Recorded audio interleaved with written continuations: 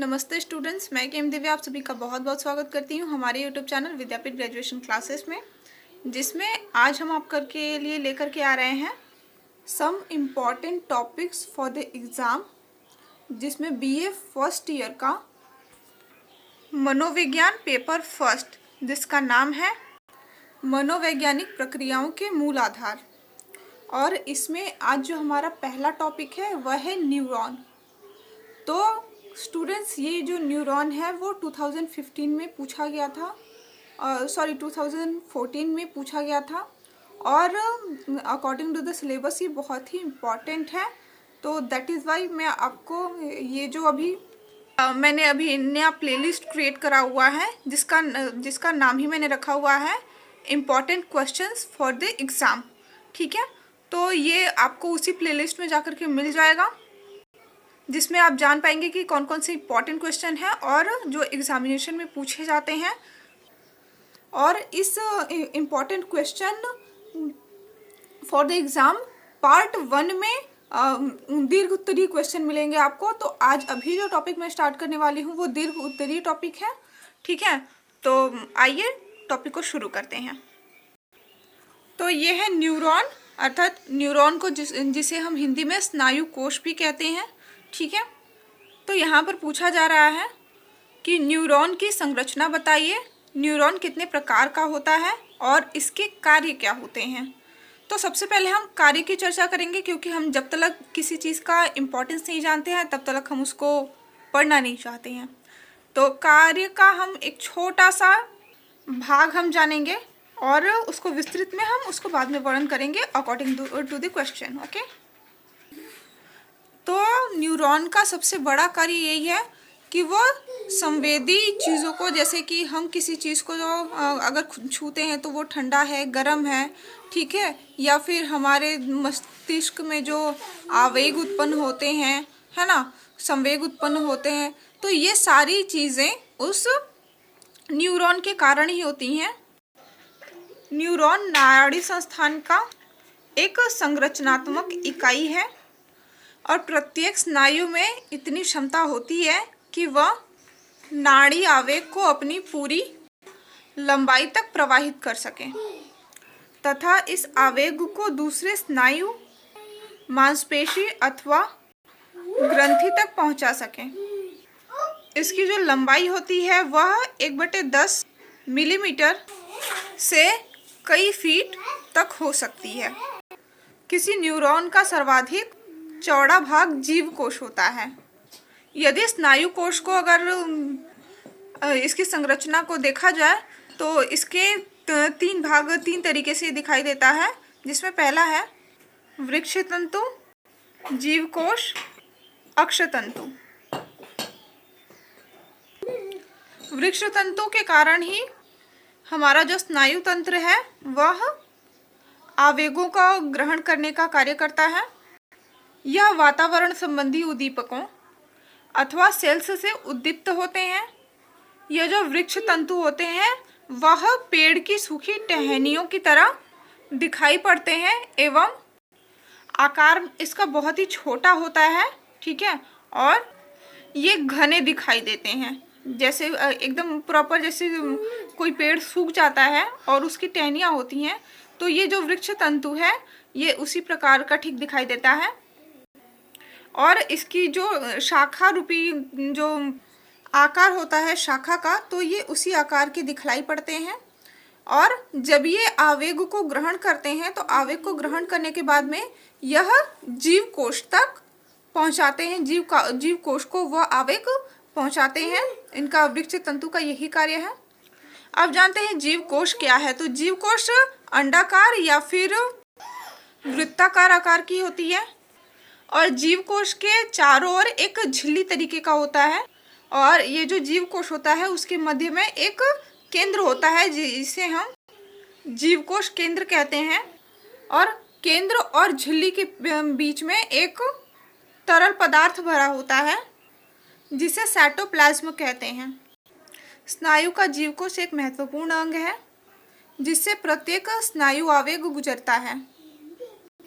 जो आवेग वृक्ष तंतुओं द्वारा ग्रहण किए जाते हैं यह उनका आवेग जो है वह जीव कोश के केंद्र में आते हैं और केंद्र से वो अक्षतंतु के तरफ जाते हैं, अक्षतंतु को भेजा जाता है, जहाँ से वह दूसरे स्नायु तंत्र ग्रंथि एवं मांसपेशियों आदि तक पहुँचते हैं। अर्थात जो भी आवेग हमें उद्दीप्त करता है, बाहरी समाज वातावरण हमें उद्दीप्त करता है और उससे जो हमारे मस्तिष्क में आवेग उत्पन्न होता है, वह आवेग सर्वप्रथम वृक्ष तंतु के पास में जाता है और वृक्ष तंतु के बाद में वही आवेग फिर जीव कोश के केंद्र में आता है। और जीव कोश में क्या होता है कि ये इसकी से बाहर में एक झिल्ली होती है और झिल्ली के बीच में एक केंद्र होता है। तो ये जो आवेग है वह जीव कोश के केंद्र में आता है और तब जीव कोश इस केंद्र से अक्षतंतु की ओर इसको प्रवाहित करता है। अक्षतंतु जो होता है वह स्नायु का सबसे लंबा भाग होता है और जो जीव कोश है वह इस स्नायु के मध्य में कहीं या फिर अंतिम छोर पर स्थित होता है। और इस अक्षतंतु के एक सिरे पर अंतिम छोर वाले भाग को एंड ब्रूस कहते हैं। एंड ब्रूस मतलब ENDBRUSH। ओके, यदि अक्षतंतु की संरचना को देखा जाए तो इसमें 3 प्रकार की झिल्ली होती है। जीव कोश में जो स्नायु आवेग आता है वो आवेग अक्षतंतु से होकर के एंड ब्रूस तक पहुंचता है और उसके बाद दूसरे वृक्ष तंतु को फिर मांसपेशियों को या किसी ग्रंथि को भेजा जाता है और तब जा कर के जो भी आवेग होता है वो हमें महसूस होता है। जैसे कभी हमें क्रोध आया है, ठीक है, तो यह भी एक आवेग है। और क्रोध जब जैसे हमें पता चलता है कि क्रोध है, ठीक है, तो ये इन सारी घटनाओं से होकर के गुजरता है। अब बात करते हैं न्यूरॉन के प्रकार की कि न्यूरॉन कितने प्रकार के होते हैं। तो न्यूरॉन को 3 भागों में विभाजित करा गया है, जिसका पहला भाग है ज्ञानवाही स्नायु, क्रियावाही स्नायु, संयोजक स्नायु। ज्ञानवाही स्नायु में जो वृक्ष तंतु होता है वह ज्ञानेंद्रियों की तरफ होता है, क्योंकि वह ज्ञानेंद्रियों को आवेगों से वृक्ष तंतु के द्वारा ग्रहण करते हैं। और ज्ञानवाही स्नायु के जो वृक्ष तंतु होते हैं वे अपेक्षाकृत अधिक लंबे होते हैं और ये जो ज्ञानेंद्रियां हैं ये इन्हें उत्तेजना एवं आवेग को ग्रहण करके सुषुम्ना नाड़ी या मस्तिष्क को पहुंचाते हैं। अब जानते हैं क्रियावाही स्नायु क्या होते हैं। क्रियावाही स्नायु में में लगभग जो जीव होता है वह ऊपर की ओर स्थित होता है, इस साइड में स्थित होता है और इसमें जो है वृक्ष तंतुओं की संख्या कम होती है और जो वृक्ष तंतु होते हैं वो जीव कोश के चारों ओर पाए जाते हैं। इस प्रकार के क्रियावाही स्नायु शरीर के विभिन्न भागों के अतिरिक्त सुषुम्ना नाड़ी में भी पाए जाते हैं। अब जो तीसरा है वह संयोजक स्नायु। तो संयोजक स्नायु क्या है जानते हैं।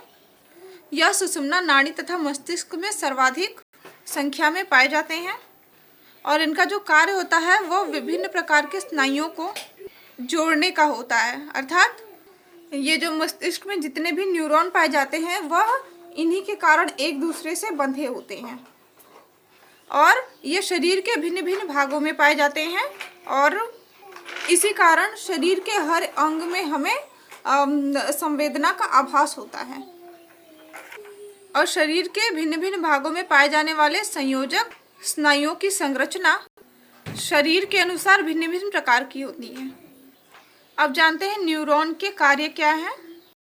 तो न्यूरॉन का जो वृक्ष तंतु होता है वह भाग आवेगों को ग्रहण करने का कार्य करता है और उसके बाद में जब न्यूरॉन का वृक्ष तंतु जो है वो आवेग को ग्रहण करता है और आवेग को ग्रहण करने के बाद में वो जीव कोश के केंद्रक तक पहुंचाता है और जो आवेग वृक्ष तंतु ग्रहण करता है और जीव कोश के केंद्रक तक पहुंचता है वह आवेग केंद्रक से अक्षतंतु की तरफ पहुंचता है और जिससे वह अन्य स्नायु ग्रंथि या मांसपेशियों तक पहुंचता है। जैसे कभी हमें मच्छर काटता है तो मच्छर पहले काटता है और हमारे दिमाग को पता बाद में चलता है। हालांकि इसमें हम काउंट नहीं कर सकते कितना टाइम लगता है, बट मच्छर काटने और हमें पता चलने के बीच में इतने सारे कार्य हो जाते हैं और ये सारे करते हैं न्यूरॉन। संवेदी न्यूरॉन जो होते हैं वह तंत्रिका आवेग को ग्राहक या ज्ञानेंद्रियों से मस्तिष्क तथा सुषुम्ना तक पहुंचाते हैं। गतिवाही न्यूरॉन जो है वो तंत्रिका आवेग को ग्राहक या ज्ञानेंद्रियों की सहायता से मस्तिष्क तथा सुषुम्ना तक पहुंचाते हैं। गतिवाही न्यूरॉन जो है वो तंत्रिका के आवेग को मस्तिष्क तथा सुषुम्ना से प्रभावक अर्थात मांसपेशियों को ग्रंथि तक पहुंचाता है, जिसके फलस्वरूप व्यक्ति उद्दीपक के प्रति कोई अनुक्रिया कर पाता है। और अगला जो है वो उसका अगला कार्य है जो साहचर्य न्यूरॉन होते हैं, जिसका दूसरा नाम हम क्रियावाही न्यूरॉन भी कहते हैं। वे केवल मस्तिष्क और सुषुम्ना में पाए जाते हैं, ना कि पूरे शरीर में, और जिनका कार्य होता है संवेदी तथा गतिवाही न्यूरॉन में संबंध स्थापित करना या साहचर्य बनाए रखना। एक झलक न्यूरॉन की फिर से। तो न्यूरॉन नाड़ी का एक संरचनात्मक इकाई है जो 1/10 मिलीमीटर फीट तक लंबी होती है, और यह जो संरचना होती है इसको 3 भागों में बांटते हैं, वृक्षतंतु, जीवकोश और उसके बाद में अक्षतंतु। तो जीवकोश के कारण वृक्षतंतु के कारण जो आवेग है वह ग्रहण होता है, अर्थात जो उद्दीपक या फिर वातावरण से जो भी आवेग आता है वो उसको ग्रहण करता है, और ग्रहण करने के बाद में वह जीवकोश तक पहुंचाता है। जीवकोश तक पहुंचाने के बाद में अक्षतंतु तक पहुंचाता है, और अक्षतंतु से पहुंचाने के बाद में अन्य मांसपेशियां या ग्रंथियों तक ये जो आवेग है वो पहुंचता है, और उसके बाद में हमें संवेदना का आभास होता है, आवेग का आभास होता है। न्यूरॉन 3 प्रकार का होता है, ज्ञानवाही, क्रियावाही और संयोजक स्नायु। ठीक है, तो ज्ञानवाही का कार्य है, ज्ञानवाही किसे कहते हैं? ज्ञानवाही में वृक्षतंतु जो है वो ज्ञानेंद्रियों की तरफ होते हैं, और क्रियावाही स्नायु में जो जीव होता है अर्थात जो इकाई बनी होती है वह ऊपर की ओर में स्थित होती है। ज्ञानेंद्रियां हमारे पीछे की साइड में पाई जाती हैं, और क्रियावाही स्नायु जो है वो इधर की साइड में पाए जाते हैं, और इसको सुषुम्ना नाड़ी में भी पाया जाता है। अगला जो है वो संयोजक स्नायु, तो ये सबसे ज़्यादा सुषुम्ना नाड़ी और मस्तिष्क में पाए जाते हैं, और इनके जो कार्य होते हैं वह सारे स्नायुओं को एक साथ बांध करके रखने का कार्य इनका होता है। तो आज के लिए इतना ही। अब हम अपने नेक्स्ट टॉपिक में जानेंगे मानव विकास में अंतःस्रावी ग्रंथियां और उनके महत्व। ये भी 2014 में पूछा गया है, सो उस नज़रिए से बहुत ही ज़्यादा इम्पोर्टेंट है। तो आप अगले वीडियो तक बने रहने के लिए मेरे चैनल को सब्सक्राइब कीजिए। आज के लिए धन्यवाद।